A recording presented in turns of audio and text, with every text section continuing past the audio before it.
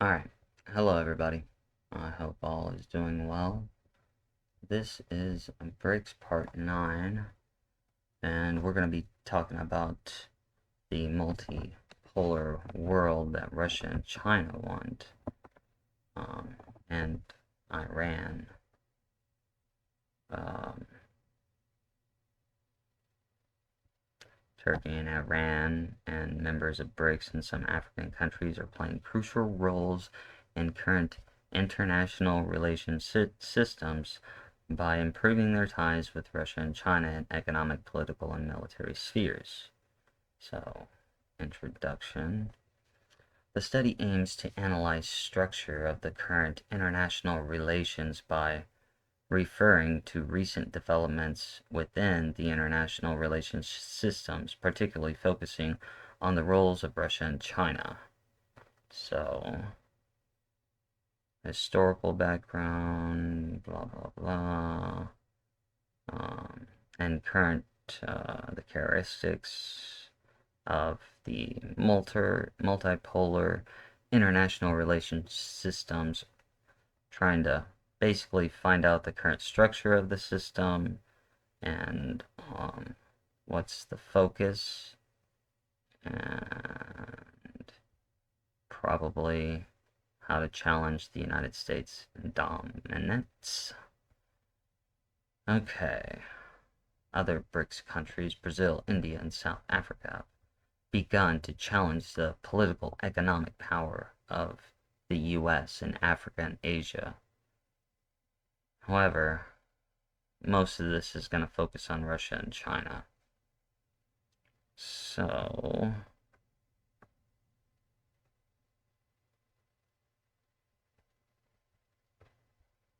let's see here.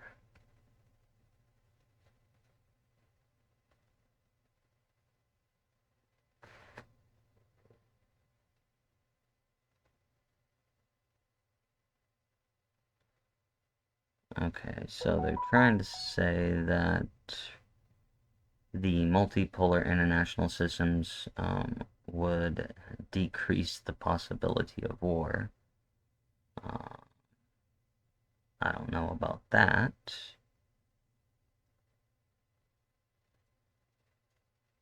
Especially when it seems like it's leading to World War III.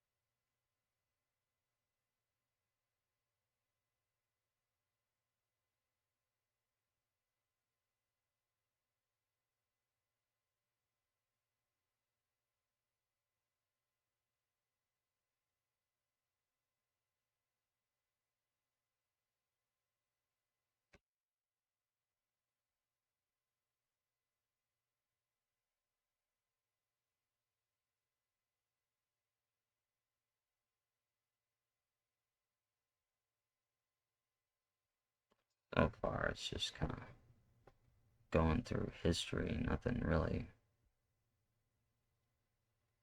Okay, here we go. Um, so the United States lost its status after 1970. That gave a sense of bipolarity in the 1980s. National hegemony.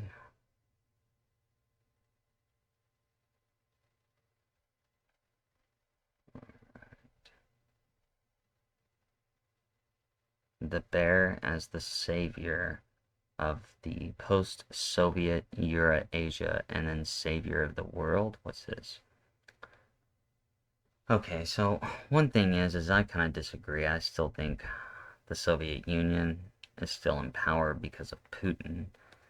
Obviously, he's not given up power. Um, and he's former KGB, and it doesn't really look like much has really changed in Russia. I don't know, maybe people from Russia can tell me differently.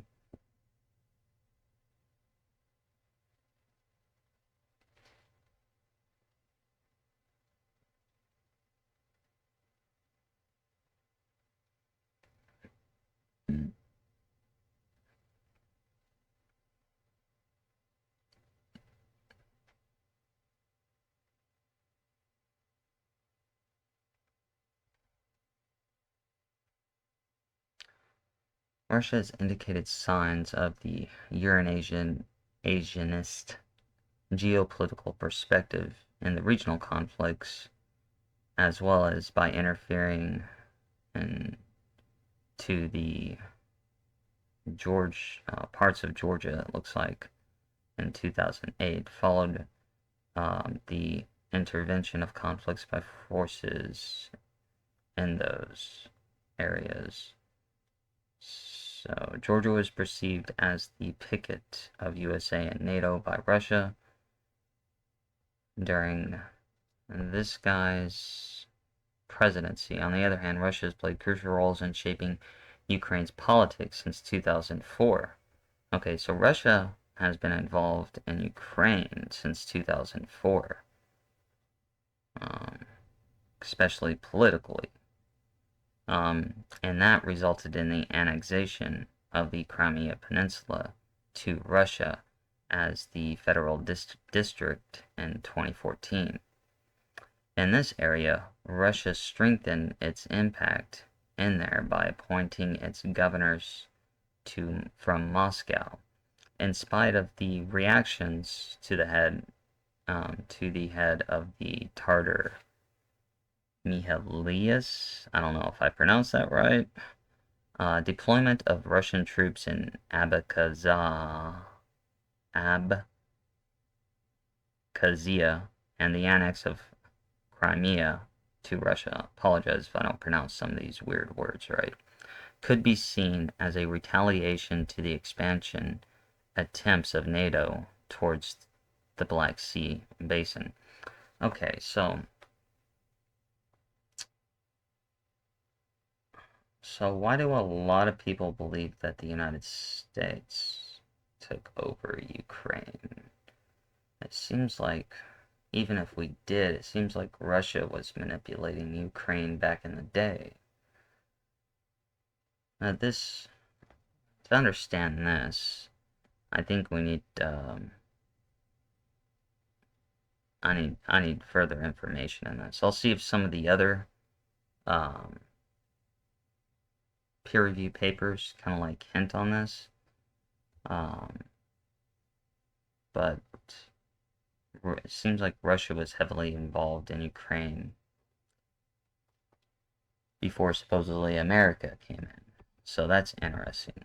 Russia establishes the triangle with Turkey and Iran in Eurasia. First, how long have I been talking? Okay, sorry if the first part was boring. I was trying to find something to talk about. So Russia has focused on a rapprochement with Turkey since the 2000s, and Turkey responded to the perspective positively. Both sides agreed on improving economic relations, and firstly, they strengthened their cooperation on the energy sector. A Blue Stream project in 2005. Let's see where this goes. Okay, so it's talking about Russia, Tartaristan. Yurkaho reminded that the free trade zone in Tartaristan, it's interesting, Tartaristan, is expected for Turkish enterprises and gave example of the cooperation of Russia. And just to remind you guys, this is for research purposes, because remember, we're trying to understand the whole Brics thing. Okay, the Russian ambassador also gave attention to the construction of a nuclear power plant by Russia. On the other hand, Turkish economic minister said that Turkey wanted to start negotiations with the Eurasian Customs Union. Okay, so Russia and Turkey had an alliance. Therefore, Russia and Turkey decided to cooperate on security issues, including to combat on terrorism and cooperation for ending the conflict in Syria, and to operate the Turk Stream project. Okay.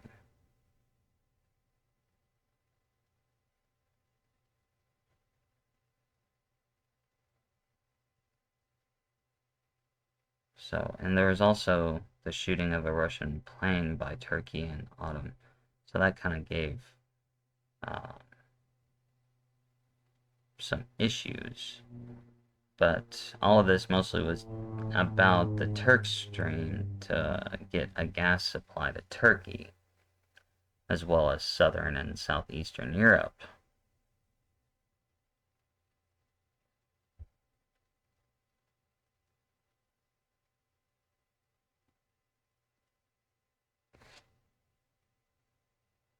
Okay, so energy is one of Putin's main sources. Iran is another branch of the Eurasian alliance of Russia, which is against the involvement of Western institutions around itself. However, Russia-Iran relations are not based on mutual economic. Russians formed trade in 2015, while Russia's share in Iran trade was 1.1%, which different expectations and orientations in regard to Syria. They continued their strategic cooperation in the Syria issue against the Western involvement in the region. Okay, hold on. Not trying to go verbatim. Okay, so Russia's investing in Iran infrastructure, and Russian companies are involved in building of a nuclear power plant and modernization of Iranian railways. So Russia's helping Iran with nuclear energy. And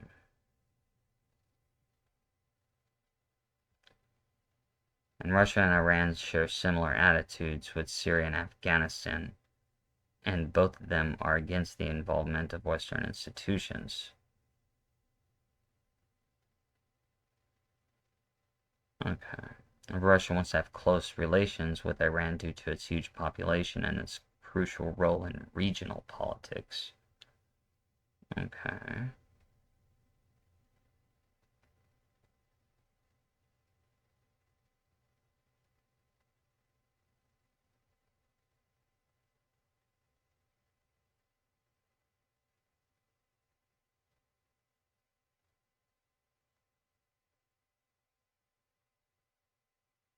Okay.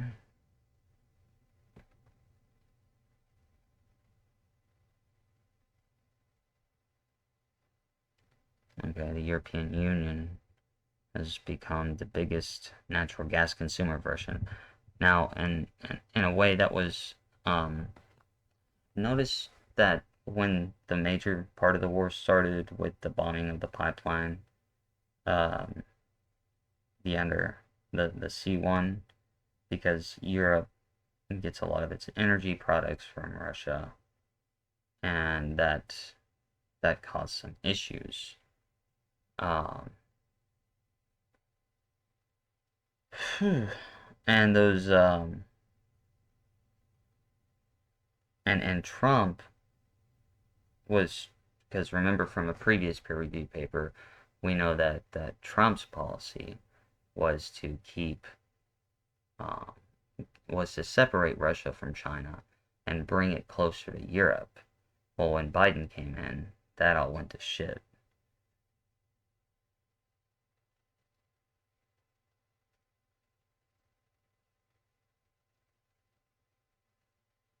Okay. However, some members of the EU and the USA aim to break the monopoly of Russia on energy import to the EU. Okay. Due to this reason, they had competition in the Gulf region and Mediterranean seas to control energy routes and exploit the energy sources well. But what's the better strategy, war or to bring peace?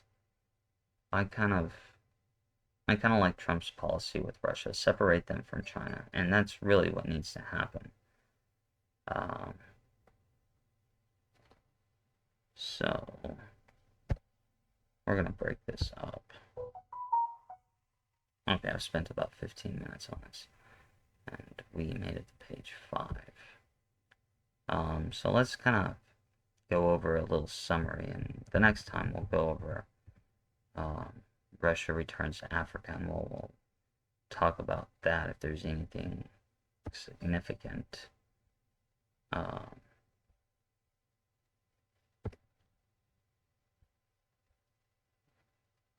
let's go to color source. Okay, so in that brief section, I know that wasn't that much.